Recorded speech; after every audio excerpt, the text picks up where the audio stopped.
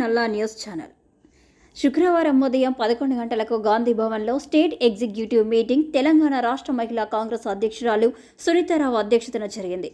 ఈ సమావేశంలో డిస్ట్రిక్ట్ ప్రెసిడెంట్లు, స్టేట్ వైస్ ప్రెసిడెంట్లు, జనరల్ సెక్రటరీలు, ఆర్గనైజర్ సెక్రటరీలు మీటింగ్లో పాల్గొన్నారు. కాంగ్రెస్ పార్టీ అధికారంలోకి వచ్చిన శుభ సందర్భంగా అందరికీ మంచి భవిష్యత్తు ఉంటుందని, కాబట్టి అందరం ఐక్యమత్యంగా ఉండాలని అధ్యక్షురాలు తెలిపారు. ఈ కార్యక్రమంలో శ్రీలింగంపల్లి నియోజకవర్గం చందానగర్ డివిజన్ నుంచి సీనియర్ కార్యకర్తలు పార్వతి, శాంత, లలితారాణి, తన్వీర్ బేగం, మున్వర్ బేగం ఈ కార్యక్రమంలో పాల్గొనడం జరిగింది.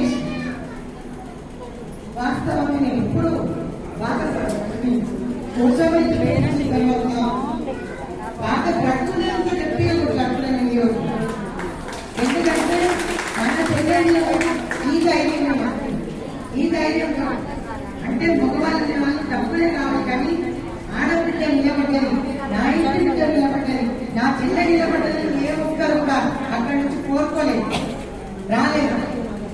దానికి నాకు బాధ అనిపించింది.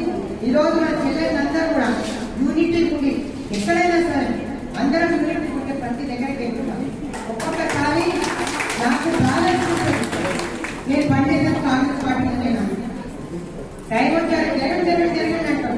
ఇప్పటి నుంచి మనం ఒక స్లోగన్ ఎక్కుతాం. ఎక్కడైతే మనం వద్దు అన్నాం అక్కడ మహిళా కాంగ్రెస్